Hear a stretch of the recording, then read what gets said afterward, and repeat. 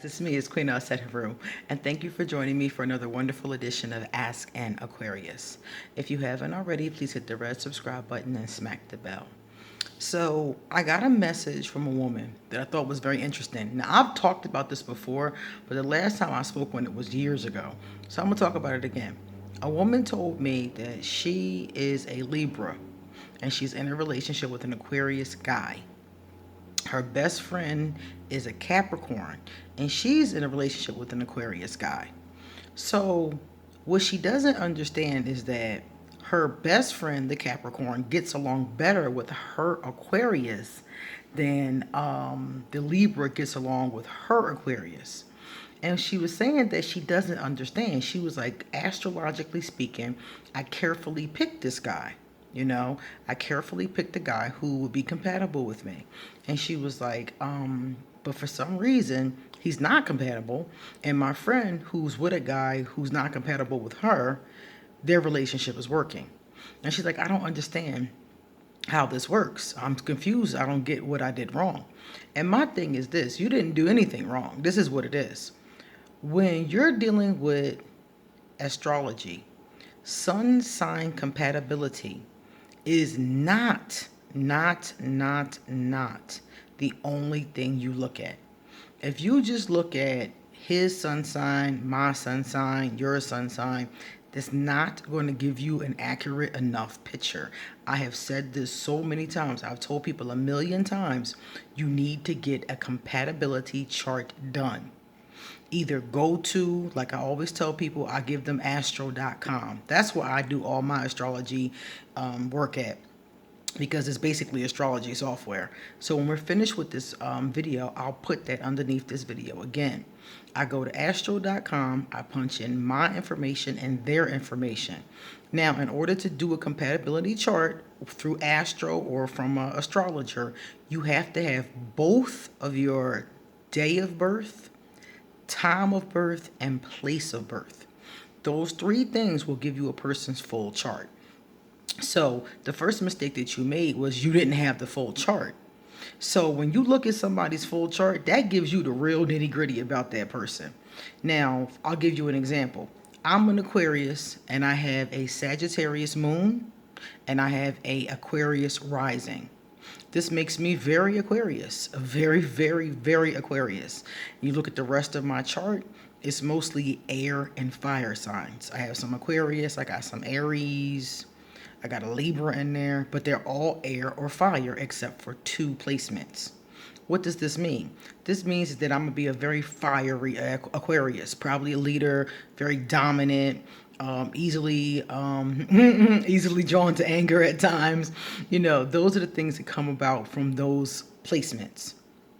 Now, let's say my moon was in Cancer, for example. Let's say my rising sign was in Scorpio, for example. Let's say I was mostly air and water. I would be a very different person. I'm not going to be the same Aquarius. An air and water Aquarius is going to have a lot more emotional stuff going on, and maybe a lot, it depends on how they handle it, but it could be a lot of emotional issues, positive or negative. Like they could be a therapist or they could be a nutcase. It depends on how they deal with it, one or the other. So what I'm saying is that the other signs greatly influence a person. This person is not going to be as loud as me. This person probably won't be their temper won't be as quick, because my temper isn't bad, it's just quick. So this person won't have a quick temper. 9 times out of 10 with a water moon and a water rising, even with that Scorpio, they probably won't be as quick to anger as I am. So the placement of those signs changes your person. You can get 10 Aquarius in a room, all their charts are going to be different. And even though they're all Aquarius, they're all going to have some similarities. Like they might all be non-committal. They might all be eccentric or something like that. But they're going to have a lot of differences based on the other planets and signs in their chart. So you can never do compatibility based on your sun sign. You can't just say, oh, he's a Libra, he's perfect for me. She's a Leo, she's perfect for me. You can never do that. That doesn't work. You have to look at both signs, both charts, and then compare them. That's what the compatibility report is. The compatibility report that they do on astro.com and a lot of other places will tell you if these two people are compatible and what they need to do to get past things that may trip them up. Okay? You can never, please believe me, you can never go on just somebody's sun sign. That's why when people say to me, oh, you're being too general, I have to be general genius. I'm talking to 30,000 people, all of which who have different sun signs, or the ones who have the same sun sign have different charts. I can't say specifically, you're all going to be this, you're all going to be that. And it cracks me up because there's always some Aquarius that says, not me. And I'm like, well, then you need to go get your chart done. Because generally speaking, this is what goes on. And with talking about astrology, all we can do is speak generally. But if you want to know specifics, then you need to go get a compatibility chart done with your lover. Another thing, just because a person is a compatible sun sign doesn't mean they're healthy.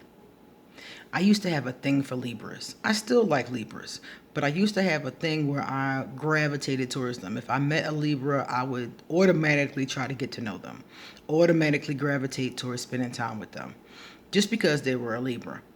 And what I came to find is that just because somebody's a Libra doesn't mean they're a balanced Libra. Okay? So I kept running across all these unbalanced, crazy ass Libras, you know? Just because somebody is the perfect sun sign for you does not mean that person is emotionally and mentally healthy. You might find somebody who is, like I said, me and my Libras, they were intelligent, they were smart, they were great to talk to.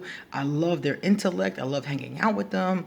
And then as you get to know them, you like, this person is a little wacky, And the longer you hang with them, the more you see it. So that's another piece of this, is that it's nature versus nurture.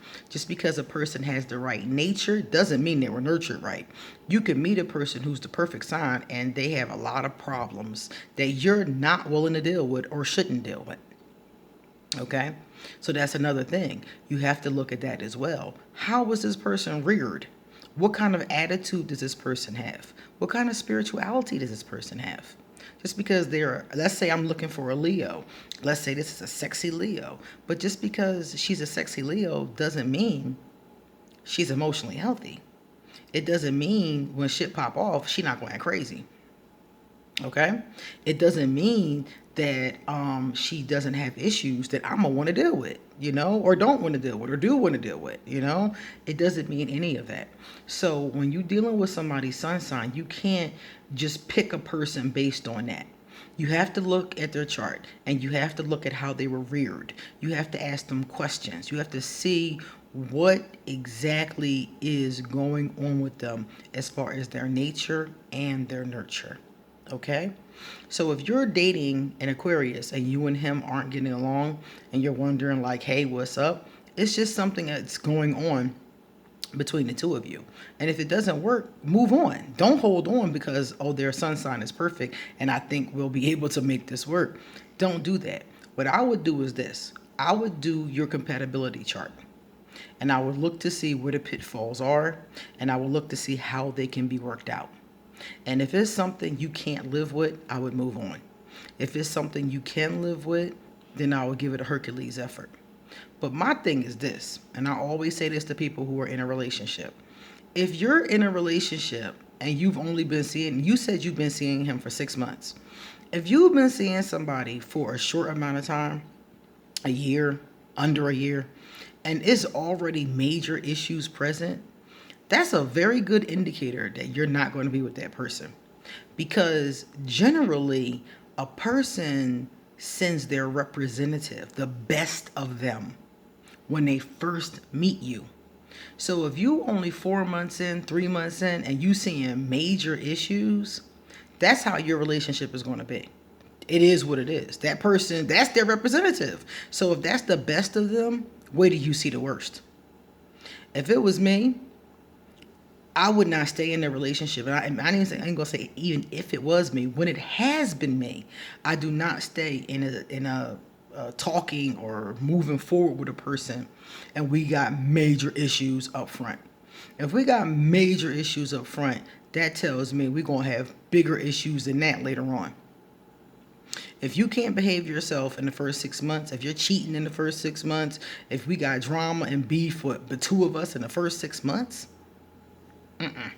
the first year really, but the first 6 months that says a lot. It tells you that's a turbulent relationship and probably not one that you belong in. 9 times out of 10, if it's a serious, intense relationship, it's a soulmate relationship. And in a soulmate relationship, and I tell people this all the time, in a soulmate relationship, you have two options. Either that person becomes a life lesson, or they become a life partner. So if you just met somebody, and like you said, you and him just met, if y'all just met 4 months ago and it's this intense and this many things are going wrong, you're probably in a soulmate pattern of somebody who's a life lesson. So this person has come to teach you what not to do or what to do. Get the lesson and roll out. Because soulmates who come as a life lesson are the most painful relationships I've ever seen.